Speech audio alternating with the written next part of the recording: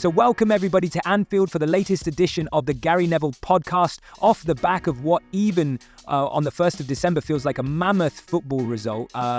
Liverpool have beaten Manchester City. They've left them 11 points behind, 25 to play. Where are we at? I mean, a completely different position than we thought it would be at the start of the season. Completely different position than we thought it would be probably about 6 to 8 weeks ago.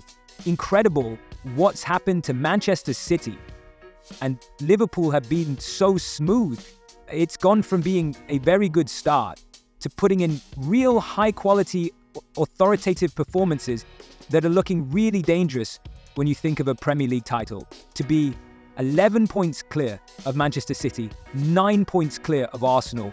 I said at the end of the game, it's dreamland for Liverpool, for Arne Slot. And with that, and I don't think they'll mind it, because I think they've got good experience in the dressing room. It comes a level of pressure now that now there'll be an expectance that they will win the title. It'll change from sort of Liverpool are favourites to, hang on a minute, I've won titles from teams who've been 11, 12 points clear. And I've lost titles from being 11 points clear back in 98 when Arsenal, I think we were 11 points in front of Arsenal at one point. So I know how that feels, but there will be a slightly different mentality. But it's a big week for Liverpool. It started really well for them. We'll come on to their performance, I'm sure. But they've also got Newcastle away on Wednesday. I think they've got the Merseyside derby next week as well, away at Everton at Goodison Park. And the last ever one at Goodison Park. So that will be quite special. So there's a job still to do. I don't think it's a time to get carried away and there's many points to play for, but that was a brilliant performance. I said during the game, the first half an hour, first 25 minutes, they were electric. They were like a rash. They were all over Manchester City, heavy metal football.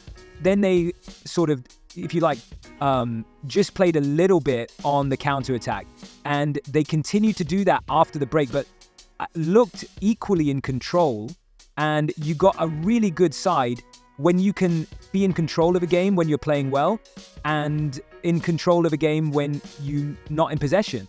And you've not got the ball and the other team are playing well, and that's what they have at this moment in time. Virgil van Dijk, apart from the 83rd minute little, shall we say, mess up that he did, which I called on a minute before. He was unbelievable. He was a giant back there, and he holds the whole team together. But it was a big day. I thought Liverpool would win today. The City had been awful. They looked beaten, and we'll come on to City as well. But I thought the team selection of Pep Guardiola, I mean, we can say he's a genius. He's amazing. He's one of the greatest managers of all time. And say, I don't think he got it right. Without being disrespectful, just an observation. We saw Rico Lewis play in front of Kyle Walker last weekend's Tottenham. It didn't work. How was Nunez going to work on this left-hand side in a flat midfield? Again, it didn't work. And he substituted them both after an hour, so it's obvious it didn't work. So there were things that were wrong for City from the very start of the game. I was amazed how they set it up. But today, Liverpool become huge title favourites. This work control is really interesting. You can speak from experience on this, certainly. From a Liverpool perspective, the week they've had, where you play on Wednesday, the biggest game imaginable. There's nothing bigger than a home Champions League game against Real Madrid. You have to do that thing, come in and believe you're going to give everything. And then you come back the next morning. Actually, the next game is the biggest game imaginable. And to play it, presumably with some emotion, but still with that degree of control, it's quite something, isn't it? Yeah, I mean, they're in a really good moment. I just say just the calmness, the composure to them, but there's a ferocity and a work ethic. They've got the real blend and balance of everything you would want in a good football team at this moment in time. And when you talk about control, there are some times in a football match where a team are attacking you and you're all behind the ball and you're in your shape and you've got real focus and concentration that you don't feel like they're ever going to score. And that's how I felt Liverpool were in this game. And we saw the expected goals. Whether you like it or not, it does tell us the quality of the chances that City have created. I think it was 0.23 and Liverpool were at 0.54. It was a proper battering that. They've been mauled here today, Manchester City. And I've seen them have some really difficult games. I think I've been every one of Pep Guardiola's games here at Anfield. I think I've done, and they've had some bad experiences here. But I think that was the worst today, because they were never in the game. I've always felt City could be in the game here. I know it's a challenging place to come, and they've had some moments where they blew it here, and it's sort of fallen away from them.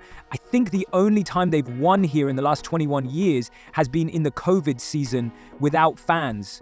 So they don't handle this stadium well, and that means they've got to change something. So I was really surprised at the very beginning of the game, but Liverpool, they dominated it. It was absolute mauling. They were in complete control, and you won't see a more comfortable victory against Manchester City. I actually thought City, we were at the game last week against Tottenham, when they lose 4-0, and that's bad. But when you go 3-0 up at home, even though it's a draw, and because you can see the 3, it's even worse. You come off that pitch absolutely demoralized. And we hit a point of post-treble. I didn't think they'd win the league last year. So it was sensational for what they did last year, winning the league and be able to get up again. And we won the league the year after the treble, and we won the league the year after that. But then we hit a wall. We played so many games together. You've run a million miles. And this team, they've run their race together. At this moment in time, they really have run the race. I'm really interested in that, Gary, because it's hard. During the game, I tried to push you on it. It's tough. But all of us, certainly those of us who haven't played anything like high-level sport, maybe don't appreciate that. And I'll ask you the simple but very tough question. Why a month and a half ago, Manchester City are 14 games unbeaten, and we're all going, same again, and then bosh, they're not. Why? It can be the flick of a switch. Something can change.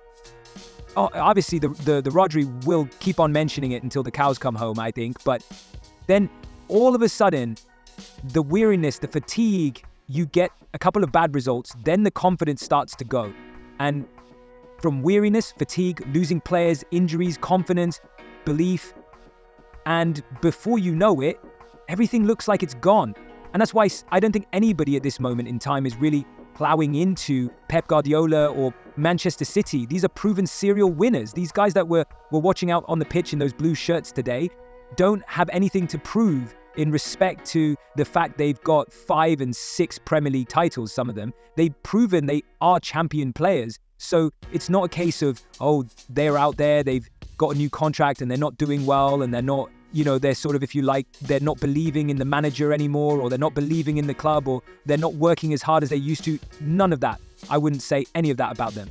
There just comes a point where you've climbed mountain after mountain after mountain, and it just hits you.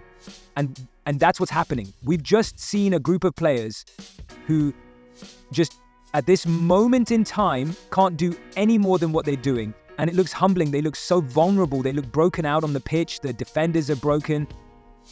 The midfield players look weak. They look like they're being overrun, outworked. The forwards, to be fair, don't look like they're ever going to score. I know that's taking it. You know what I mean by that. They just don't look as dangerous. The patterns that we've always seen in City have gone. And Pep Guardiola's built 2 sensational football teams whilst he's been at the club. And he's going to have to go and build a third. Now, that doesn't mean rebuild as in, change 10 players. You're talking probably 2 or 3, 4 players max in and 2 or 3, 4 players out. They only usually use about 16 to 18 players, City. So you talk about changing quarter of your squad in and out. And there are a couple of things that are interesting. The De Bruyne thing is an unusual, bizarre, strange. Why he's probably the best player that the Premier League has had in the last 10 years. Why is he not out there? We know he's had injuries, but why is he not out there? Because he's a leader. He's got authority. He's got confidence. He's got brilliance. So something's going on. Something's definitely going on in the dressing room. There's something happening. But Pep Guardiola's got control. He's got control of the club. He's extended his contract. And I think he's probably waiting for that January transfer window and the May transfer, which is the June-July transfer window, for it to get to a point whereby he can rebuild and shape a new team in the next couple of seasons. And you saw him at the end there with the 6 up. Sorry, that's 5. That's 6. I quite like it. I think that people may say, oh, look, Pep sort of snapped. Someone came in here actually whilst he was very Josie-esque, but actually he's entitled to smirk. He's entitled to say, I've won 6. He's entitled to sort of, he's sucking on the lemon, as it were, tonight. He'll not feel great about it, but he's got to a point where he realizes, right? Okay, I'm here. I'm going to take my hits. I'm getting a clip round the ear type thing in front of everybody, and he has to pull his way out of it. And I'm sure he'll be thinking already about how he molds a new team. Certainly he'll be thinking about how, I said last week, can they, from this, win a Premier League title? I don't think they can. And I said last week, after the game, this would be Pep Guardiola's greatest ever title if they won it. If they won it after today, it would be beyond ridiculous if they were to win it from being 11 points clear. It would mean Liverpool would have had to have arrested this, what looks like a decline of this team at this moment in time. It's probably only right to finish this game on Liverpool since they're the ones flying away.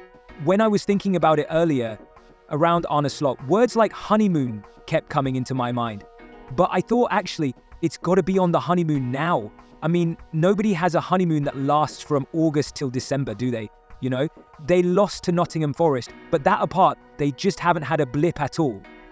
Honestly, it's an unbelievable performance from Liverpool, everybody, Arne Slot obviously, but the people who have appointed him, the people who've created the stability, the players most of all, in the sense of getting behind him, because it would have been very easy for those players